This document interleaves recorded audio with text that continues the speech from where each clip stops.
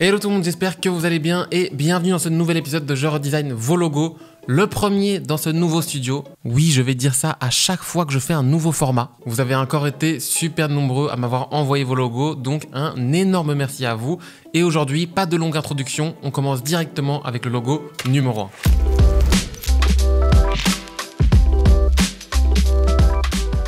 Ce premier logo m'a été envoyé par Léo la licorne et il me dit « Je t'envoie un logo que j'ai fait pour un pote à moi qui fait de la musique, Unicorn Beats. » Léo la licorne, Unicorn Beats, pour un ami à moi? Ce serait pas toi, Unicorn Beats? Bon. Et donc le logo est basé sur son amour des licornes et de la musique. Ça tombe bien, parce que je suis également un grand amateur de licornes, donc ça me fait extrêmement plaisir de redesigner ton logo aujourd'hui. Pour commencer, ce que j'aime beaucoup avec ton logo, c'est le côté un peu stickers, qui va très bien avec cette association de couleurs, et ça m'a directement fait penser à un truc, et c'est aussi pour ça que j'ai sélectionné ton logo, c'est que ça pourrait être trop cool de faire des stickers iridescents de ton logo. Ce sont des stickers comme ceci, vous voyez, ils brillent de mille feux, et ça pourrait être incroyable de faire des stickers qui brillent comme ça avec ta licorne. Mais le seul truc que je trouve un petit peu dommage avec ton logo, c'est qu'il est très premier degré.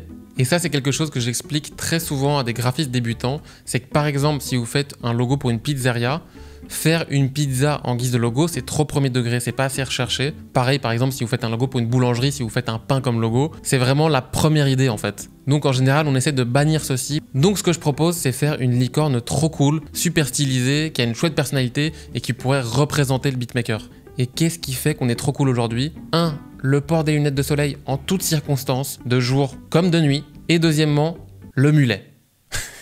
Est-ce que c'est pas le symbole de la coolitude, le mulet? Comme la licorne, ça a une crête, on pourrait un petit peu confondre la crête avec un mulet. Bon, je sais pas encore comment ça va se passer, mais ce que je vous propose, c'est qu'on commence directement avec les croquis.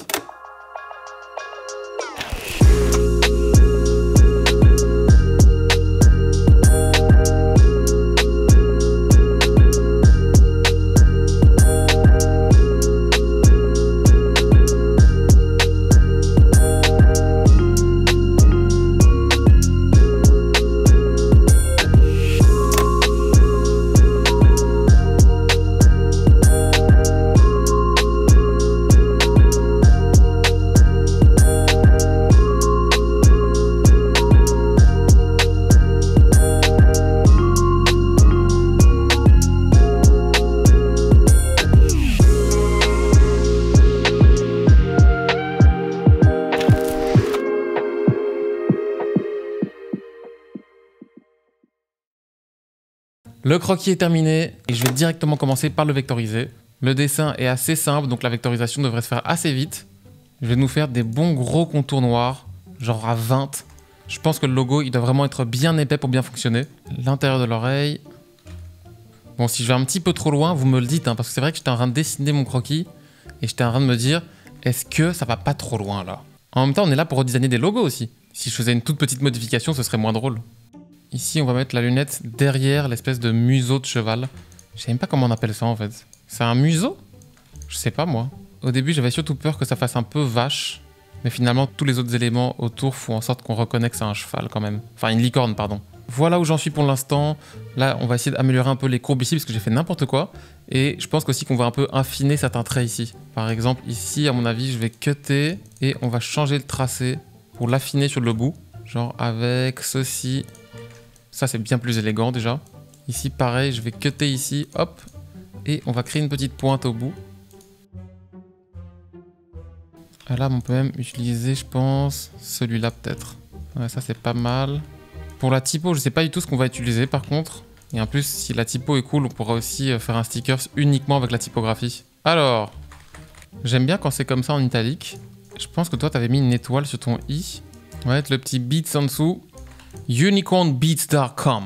Bon les amis, ce que je vous propose, je retravaille un petit peu les courbes de notre logo, je le mets sur des mock-ups et on se retrouve pour le résultat final.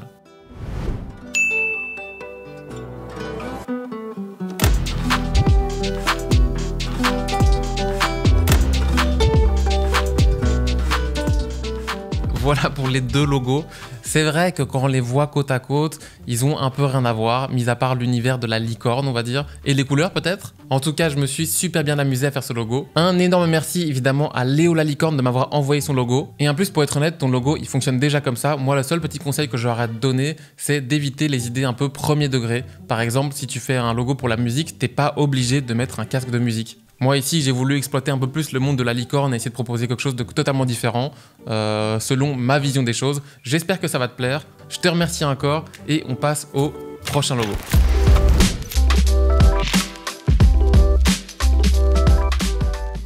Ce deuxième logo m'a été envoyé par Julie Pernaut. Merci à toi de m'avoir envoyé ton logo. Et je crois que c'est la première fois que je sélectionne un logo typographique dans cette série. Tu es infographiste freelance depuis très peu de temps et tu prends de l'expérience petit à petit. Et tu utilises le nom de Saérine comme artiste. Et donc voici le logo typographique que tu m'as envoyé. Tu m'as expliqué dans ton mail que tu aimais beaucoup le thème de l'espace. Donc c'était pour ça que tu avais rajouté une petite étoile, une petite planète et ici une espèce d'anneau comme on peut retrouver autour de certaines planètes. En tout cas, je trouve que tu te débrouilles déjà assez bien en typographie. Il te manque pas grand chose pour que la typo soit parfaite. Mais si je l'ai sélectionné, c'est qu'il y a quelques erreurs et que je vais essayer de les corriger. Bon, déjà, ce qui est super important quand vous travaillez avec des typographies, c'est qu'il faut travailler absolument avec des repères. Donc déjà, quand je mets un repère juste ici sur le A, on voit qu'il y a plein d'autres lettres qui sont pas sur la même ligne de pied. Donc ça, c'est assez problématique. Et c'est un truc super simple à corriger en plus. Ensuite, pour l'anneau que tu as mis autour du S, je comprends l'idée, mais je suis pas sûr que ça soit hyper compréhensible si on n'a pas le contexte de ton logo avec l'espace, etc.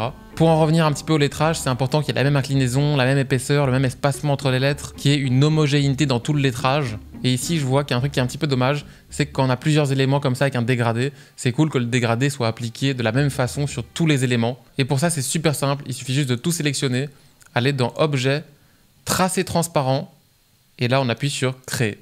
Et tu vois que maintenant, ton dégradé, il passe de façon uniforme dans tous les éléments. C'est un tout petit peu plus joli, mais c'est un détail. Bon, ce que je propose, c'est que je fasse rapidement une nouvelle typographie, je la vectorise, et après, on compare les deux.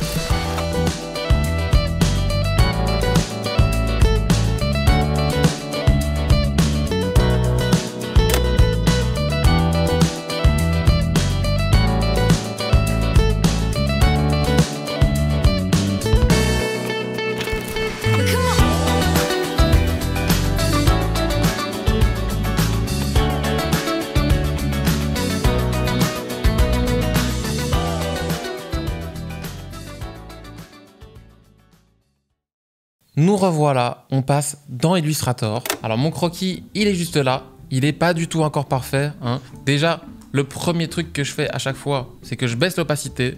Et ensuite, ce qui est super important, c'est mettre ses repères. J'ai fait une vidéo à l'époque où j'explique comment vectoriser un logo typographique. Bon, je vous avoue que je suis plus super fier actuellement du logo que j'ai fait dans la vidéo, mais les règles que j'y explique sont assez similaires à ce que je fais maintenant. Je la mettrai en description si ça vous intéresse. Donc ici, je mets mon repère sur la ligne de pied. Je mets également un repère juste ici. Et ensuite, je vais mettre tous mes repères sur mes lettres, plus ou moins dans la bonne inclinaison. Et ça va vraiment m'aider à faire une bonne vectorisation bien propre. Et une fois que j'ai placé tous mes repères, ben là, je vais pouvoir tranquillement venir faire ma petite vectorisation au calme. Et je suis tout simplement mes repères. Et rien qu'avec ça, ça va me faire un logo qui sera déjà beaucoup plus propre.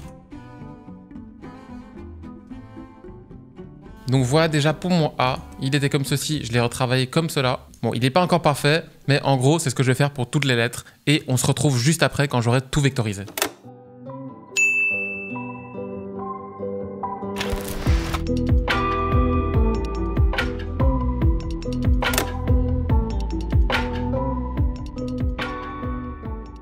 Voilà pour le débriefing final. Merci beaucoup Julie de m'avoir envoyé ton logo. Comme je te le disais au début, il te manque pas grand chose pour que tes logos typographiques ils soient parfaits. Et d'ailleurs, j'y pense maintenant, mais j'ai un livre dans ma bibliothèque juste là. Je vais aller le chercher. En gros, c'est Lettering Manual de House Industries. Donc il a été écrit par Ken Barber, qui est vraiment une grosse référence dans le milieu de la typographie. Et avec ce bouquin, tu vas vraiment apprendre toutes les règles typographiques à connaître pour faire des logos typographiques parfaits. On passe au logo suivant.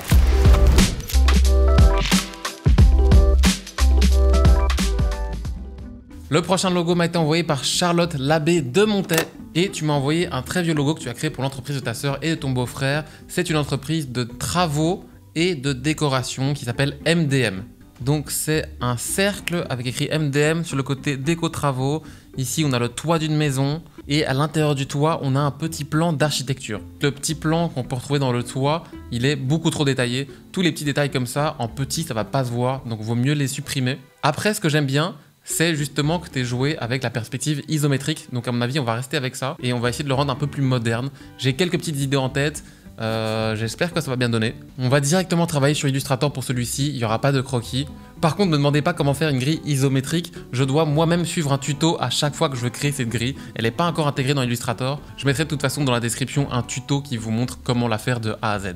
Donc moi j'ai été chaud pour la première idée, refaire une petite maison. Et en gros, d'un côté, on aurait genre une façade avec une petite fenêtre toute propre, et de l'autre côté, on aurait des petites briques en construction pour symboliser le côté travaux, et comme ça, on garde l'esprit de la maison.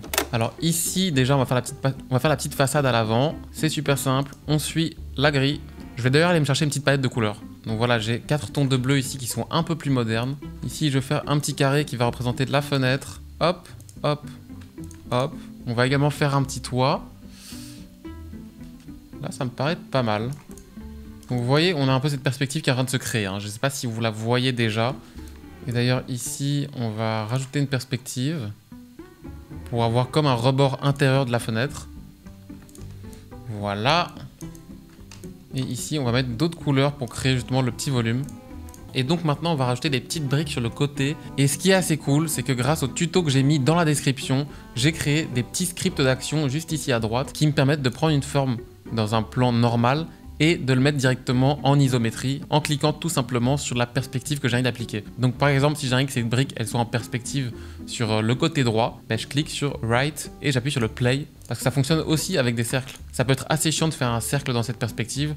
Là, hop, on clique sur le Play et ça nous fait un cercle dans la bonne perspective. Et donc je vais pouvoir tranquillement construire mon petit mur tel un maçon professionnel. Bon, est-ce que ça va fonctionner en fait ça va être galère quand même je crois. Bon les amis, je suis un petit peu emmerdé parce que je viens de me casser la tête pendant 20 minutes et ça donne pas exactement comme je me l'imaginais. Pour l'instant ça donne ceci. Par contre j'ai eu une autre idée pendant que j'étais en train de travailler là-dessus. Et pourquoi pas essayer de faire un monogramme en utilisant la grille perspective. Donc j'ai rapidement fait ici un M et plusieurs D. Et je vais commencer avec le premier M. Et là je vais utiliser mon script d'action. Et lui ça sera pour le left. Ensuite, MDM, je sais pas comment elle fonctionnerait la lecture. Si c'est mieux de mettre le D au-dessus ou mettre le D sur le côté. On va faire les deux. Pourquoi pas un MDM? On le lirait comme ça. Ça fait un petit cube, ça représente un petit peu la construction. Bon, je fais quelques tests et on se retrouve juste après pour le débrief.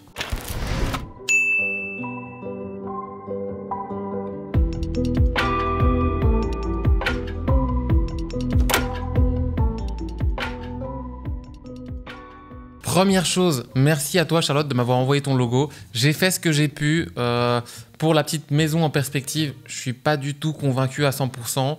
J'attends justement vos avis en commentaire parce que peut-être que j'ai aussi trop le nez dedans et j'ai plus de recul sur le truc. Par contre, le concept du monogramme en cube, je trouve ça encore assez cool et je suis assez content d'avoir découvert cette petite technique pour mettre des lettres en perspective. C'est hyper pratique. Voilà, encore merci à toi. N'hésite pas à te baser sur ce que j'ai fait pour refaire un nouveau logo. Peut-être que tu arriveras à faire quelque chose de mieux que moi. Et passons enfin à notre dernier logo.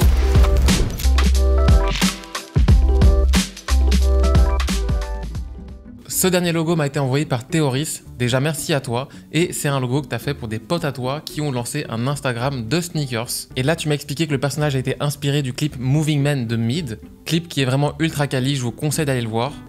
Je viens de me rendre compte au montage, après avoir re-regardé le clip, que ton personnage est peut-être un petit peu trop proche de la boîte qu'il y a dans le clip. Donc je pense que tu devrais un petit peu retravailler ton personnage pour plus les différencier au niveau de l'expression par exemple. Et donc tu as créé cette petite boîte de chaussures qui saute au-dessus du nom de la marque, la Ref. Déjà j'aime beaucoup la boîte et en plus avec ses couleurs ça ressort super bien.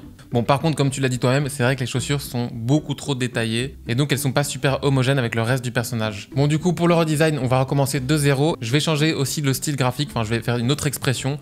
En plus il me semble que dans le clip la boîte elle consomme une certaine substance.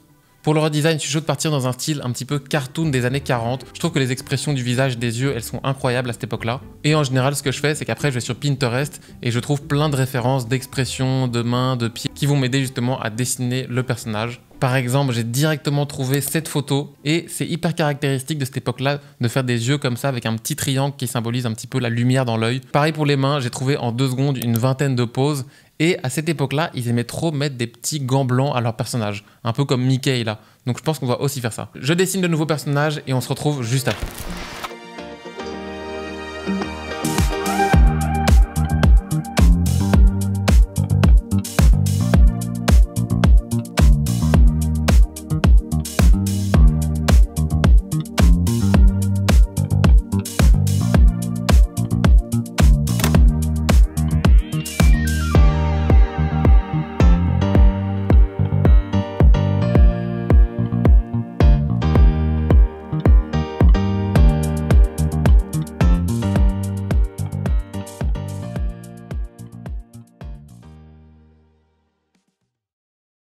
Bon, le personnage est terminé, super galère de dessiner des Nike Dunk de face. Et en plus de ça, il faut les simplifier, c'est hyper compliqué. Donc le dessin ressemble à ceci. Bon, là j'ai mis le signe Nike, j'ai vu que sur ta version, il n'y avait pas le signe et tu avais mis autre chose à la place, ce qu'on va faire aussi par après.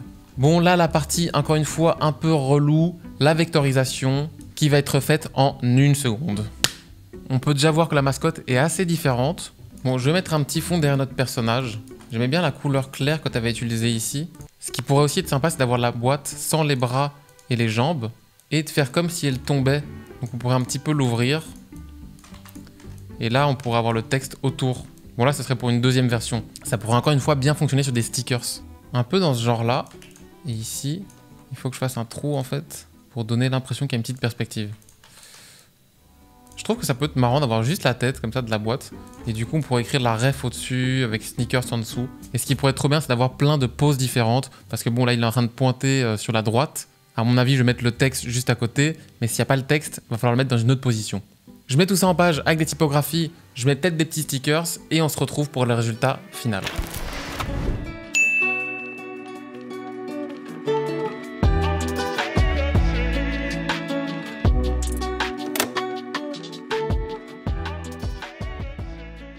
Et voilà les amis pour ce dernier redesign. Merci à toi Théo de m'avoir envoyé ton logo. C'était vraiment un plaisir de faire ça. Bon, je suis pas satisfait à 100%. Je suis sûr qu'il y a moyen d'améliorer les chaussures encore un petit peu. Mais si tu veux, je te les enverrai. Comme ça, tu pourras peut-être les réutiliser pour le tien. Bon, vous avez aussi vu que j'ai utilisé 2 typographies différentes. Une qui est un peu plus osée en graffiti bubble et l'autre, c'est tout simplement la typographie originale. La prochaine étape avec ce logo et qui pourrait être incroyable, c'est de animer la mascotte et la faire marcher. Un petit peu comme le fait l'animateur Motion Marcus qui fait des démarches incroyables. Ce serait vraiment exceptionnel de voir cette mascotte marcher. Bon, malheureusement, c'est pas encore dans mes compétences pour l'instant. En tout cas, encore merci à toi Théo de m'avoir envoyé ton logo. J'espère que mon redesign te plaît. Et sinon, n'hésite pas à t'inspirer des chaussures que j'ai faites pour transformer un peu le tien. Et sinon, voilà, c'était le dernier logo. Et voilà les amis, on arrive déjà à la fin de cet épisode numéro 7, je pense. En tout cas, moi, comme d'habitude, je me suis trop amusé. Je le répète encore une fois, mais c'est vrai que je trouve ça quand même plus chouette de repartir à chaque fois de zéro dans le redesign de logo. C'est plus intéressant pour vous et moi, je m'amuse beaucoup plus. Donc j'espère que ça vous plaît. N'hésitez surtout pas à me donner vos avis dans les commentaires. Je les lis tous. Je ne peux pas toujours répondre parce qu'il y en a beaucoup, mais je lis en tout cas un maximum. Et si vous n'avez pas encore envoyé votre logo, n'hésitez pas à le faire à l'adresse mail redesign@ballopresignier.com. L'adresse mail sera dans la description. Et pour terminer, si la vidéo vous a plu, n'oubliez pas de la liker, de vous abonner à la chaîne si ce n'est pas encore fait. Vous pouvez aussi venir me suivre sur les réseaux sociaux. Et sinon, moi je vous dis à très bientôt dans une prochaine vidéo. Bisous!